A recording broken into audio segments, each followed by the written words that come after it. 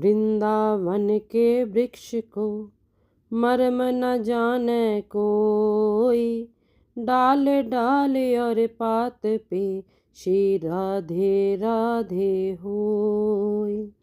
श्री बांके बिहारी लाल की जय, राधा रानी सरकार की जय। माघ मास का 22वां अध्याय।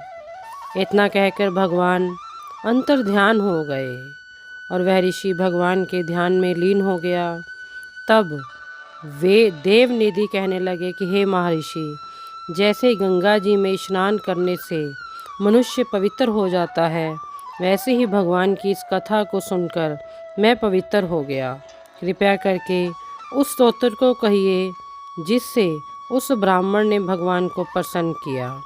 लोमश जी कहते हैं कि उस स्तोत्र को पहले गरुड़ जी ने पढ़ा। उनसे मैंने सुना, हे ब्राह्मण देवता, यह स्तोत्र अध्यात्म विद्या का सार, पापों के नाश करने वाला है। वासुदेव सर्वव्यापी चक्करचारी सज्जनों के प्रिय जगत के स्वामी श्री कृष्ण को नमस्कार है। जब स्तुति करने वाला जिसकी स्तुति की जय तथा सभी जगत विष्णु मैं है, तो उसकी स्तुति की जाए।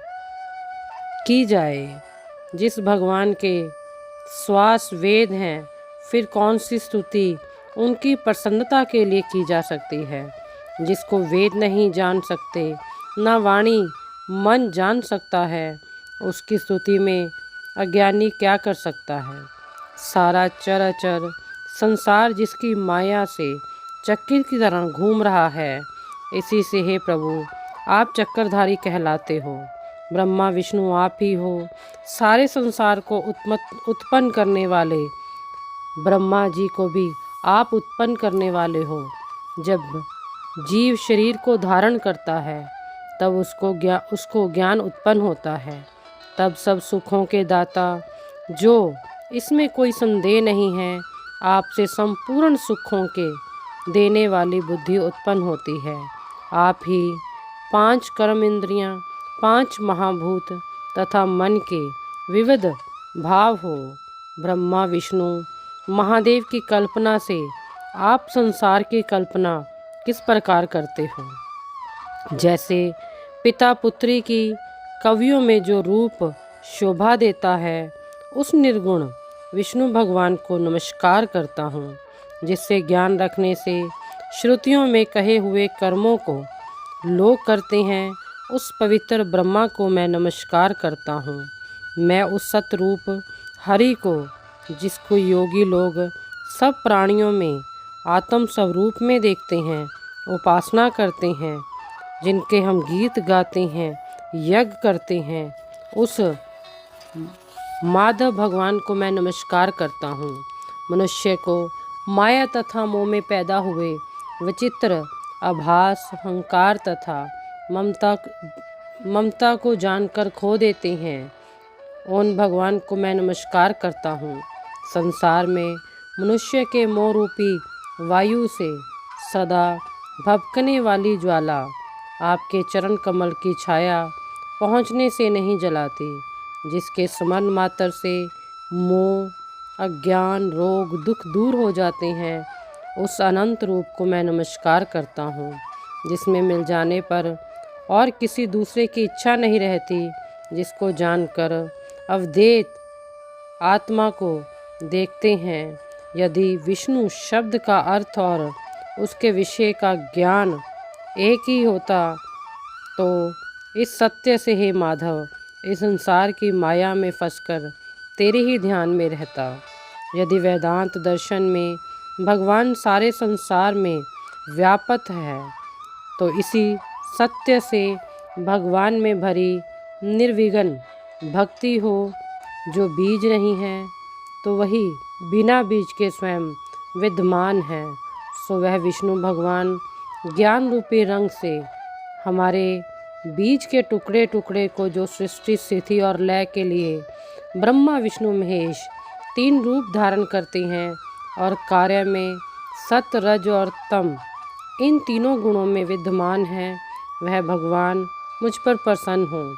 जो प्राणियों के हृदय रूपी मंदिर में निर्मल देव वास करते हैं, वह भगवान मुझ पर प्रसन्न हो। जो अविद्यापूर्ण संसार का त्याग करता है, आपका बनाया हुआ विश्व आनंद करता है, आपके त्याग करने पर अपवित्र हो जाता है, उसका साथ करने पर भी तुम बिना साथ के बने रहते हो, विकार रहित होते हो, पंचभूत योग से पैदा हुए चैतन्य मानते हुए उपासना करते हो।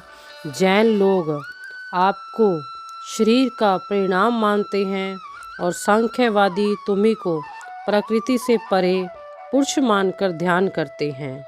जन्म इत्यादि से रहित चैतन्य रूप सदा आनंद स्वरूप उपनिषद जिसकी महिमा गाते हैं। आकाश आदि पंच महाभूत, देव, मन, बुद्धि, इंद्रियां, सब कुछ तुम ही हो, तुमसे अलग कुछ नहीं है। तुम ही सब प्राणियों के उत्पन्न करने वाले हो और मुझको शरण देने वाले हो। तुम ही अग्नि, रवि, इंद्र, होम, मंत्र, क्रिया तथा फल सभी हो। कर्म के फल देने वाले बैकुंठ में तुम्हारे सिवाय कोई नहीं है। मैं तुम्हारी ही शरण हूँ। सब प्राणियों के हेतु तथा उनको शरण देने वाले तुम ही हो। जैसे युवा पुरुष की युवती में और युवती की युवा में प्रीति होती है, वैसी मेरी प्रीति तुम में हो। जो पापी भी आपको प्रणाम करता है, उसको यमदूत ऐसे नहीं देखते जैसे उल्लू सूर्य को। हमेशा पाप मनुष्य को उस समय तक ही दुख देता है जब तक वह आपके चरण कमलों का सहारा नहीं लेता। जिसको गुण, जाति तथा धर्म को स्पर्श नहीं कर सकते तथा गतियाँ भी स्पर्श नहीं करती, जो इंद्रियों के वशीभूत नहीं हैं, जिनका बड़े बड़े मुनि लोग साक्षात नहीं कर सकते, उस भगवान को मैं नमस्कार करता हूँ।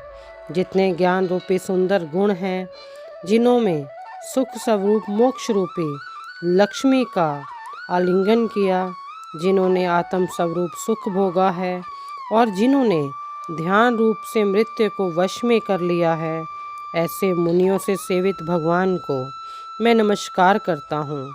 जो जन्म आज से अलग हैं, जिनको काम क्रोध आदि दोष दुख नहीं देते, उन वसुदेव भगवान को मैं नमस्कार करता हूँ। जिनके ज्ञान की गति से अविद्या रूपी मल शुद्ध हो जाता है, जिनके ज्ञान रूपी शास्त्र से संसार रूपी शत्रु का नाश हो जाता है, उन दुखों के नाश करने वाले को मैं नमस्कार करता हूँ। जिस प्रकार भगवान सब स्थावर जंगम संसार को उत्पन्न करते हैं, उसी सत्य से भगवान मुझको दर्शन दे। इस प्रकार उनकी सच्ची भक्ति देकर भगवान ने प्रसन्न होकर उस ब्राह्मण को दर्शन दिए और उस ब्राह्मण की स्तुति से प्रसन्न होकर तथा उसको वरदान देकर भगवान अंतर ध्यान हो गए और वह ब्राह्मण बहुत खुश हुआ और भगवान में लीन हो गया और शिष्यों के साथ स्तोत्र पढ़ता हुआ तपोवन में रहने लगा। जो कोई स्तोत्र को पढ़ता है अथवा सुनता है, उसकी बुद्धि पाप में नहीं लगती और ना ही बुरा फल देखता है। इसके कीर्तन से मनुष्य के बुद्धि, मन तथा इंद्रियां स्वस्थ होती हैं। जो भक्ति पूर्वक इसके अर्थ को विचार कर इसका जप करता है, वह वैष्णव पद को प्राप्त होता है। इसके सदैव पढ़ने से मनवांछित कार्य सिद्ध हो जाते हैं। मनुष्य सुपुत्र पाता है तथा धन, प्रकर्म और चिरायु प्राप्त करता है। इसके पाठ से बुद्धि, धन, यश, कीर्ति, ज्ञान तथा धर्म बढ़ते हैं। दुष्ट ग्रहों की शांति होती है। यह व्याधियाँ वह अनिष्टों को दूर करता है, दुर्गति से तारता है। इसके पढ़ने से सिंह, व्याध, चोर, भूत, देव, पिशाच और राक्षस का भय नहीं रहता। जो भगवान का पूजन करके इस स्तोत्र को पढ़ता है, वह पापों से ऐसे ही अलग रहता है जैसे जल पक्ष से कमल। जो गति गंगा आदि से स्नान से नहीं मिलती। जो इस स्तोत्र को एक बार, एक काल, 2 काल या 3 काल पढ़ता है वह अक्षय फल पाता है। जो मनुष्य प्रातः काल इस स्तोत्र को पढ़ता है वह इस लोक और परलोक में अक्षय सुख पाता है। वेद घुति का बनाया हुआ यह स्तोत्र भगवान को अत्यंत प्रिय है और भगवान के दर्शन करवाने वाला है। योग सागर नाम का यह स्तोत्र परम पवित्र है। जो कोई भक्ति पूर्वक इसको पढ़ता है वह विष्णु लोक को जाता है। अब पिशाच के मोक्ष की कथा कहते हैं। बांके बिहारी लाल की जय, राधा रानी सरकार की जय।